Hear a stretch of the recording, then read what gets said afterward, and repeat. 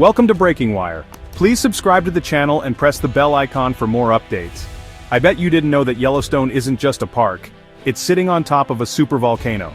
Yellowstone National Park is world famous for its geysers and hot springs, but beneath the beauty lies a supervolcano, an immense underground system of magma.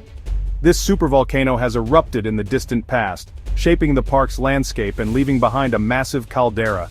If Yellowstone erupted today, the effects could be global: ash clouds, climate change, and massive disruption.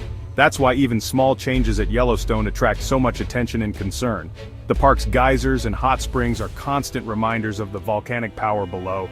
Scientists from the USGS monitor Yellowstone around the clock, separating fact from fear. The ground often rises and falls, and small earthquakes are common. These are normal signs of an active system. Public worry often comes from misunderstanding these natural signals. Headlines about ground uplift or earthquake swarms don't mean disaster is imminent. The real story is the careful, ongoing work of scientists who keep us informed and safe. Yellowstone's activity is fascinating, but not a reason to panic. Mount St. Helens in Washington is famous for its explosive 1980 eruption, which killed 57 people and reshaped the mountain. Any new activity here draws attention, especially when scientists detect tremors, small, continuous ground vibrations. These tremors signal movement deep inside the volcano, but they don't mean an eruption is imminent.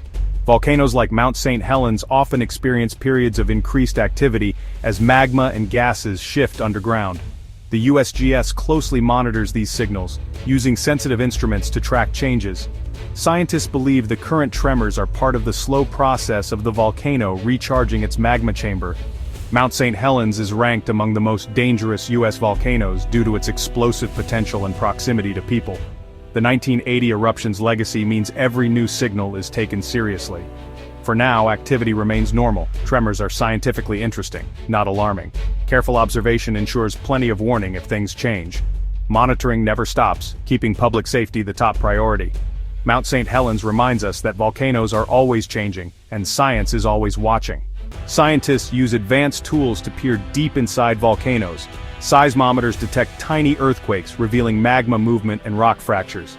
GPS and satellite radar measure ground deformation, tiny rises or falls that signal underground changes. Gas sensors track emissions like sulfur dioxide, which can spike before eruptions. All this data is analyzed in real time at volcano observatories. No single signal tells the whole story. It's the combination that reveals a volcano's true state. This comprehensive approach keeps us informed and prepared. Recent reports of ground rising at Yellowstone sound dramatic, but uplift is common here. The ground cycles through rising and falling, driven by the complex system of magma and hot water below. Yellowstone's magma reservoir is more like a sponge with scattered pockets of melt, not a giant pool ready to erupt. Only about 18% of the reservoir is melted rock. A super eruption would require much more. The current uplift is likely caused by small injections of magma or hot fluids, normal volcanic behavior. Think of it as the volcano breathing, rising and falling over years, measured in inches. Scientists aren't alarmed. This pattern is well within normal activity. Studies show the amount of melt isn't expected to increase significantly soon. The chance of a super eruption remains extremely low. Rising ground is a scientific curiosity, not a sign of disaster. Yellowstone and Mount St. Helens are both active, but they're very different volcanoes. Mount St. Helens is a classic cone-shaped stratovolcano built by layers of lava and ash, prone to frequent explosive eruptions. Yellowstone is a caldera, a vast depression left by ancient colossal eruptions. Yellowstone's eruptions are rare but far larger, with global impacts. Its magma system is huge and complex, spread over a wide area. Warning signs differ. Mount St. Helens shows rapid, localized changes before eruptions, like bulges and earthquake swarms. Yellowstone's unrest is slower and spread across the entire caldera. Scientists monitor each volcano differently. Rapid changes at Mount St. Helens, long-term trends at Yellowstone. Small hydrothermal explosions or lava flows are more likely at Yellowstone than a super eruption. The last eruption at Yellowstone was a lava flow 70,000 years ago, not a super eruption. Understanding these differences helps us interpret their activity correctly. Each volcano has its own rhythm and risks. Careful monitoring is key to public safety. It's natural to worry about powerful volcanoes, but the real risks are much lower than headlines suggest. The chance of a Yellowstone super eruption in any given year is about 1 in 730,000. far less likely than being struck by lightning. Neither Yellowstone nor Mount St. Helens is showing signs of imminent eruption. Recent tremors and ground uplift are normal for these active systems. Thanks to constant monitoring, scientists would spot any serious changes long before an eruption.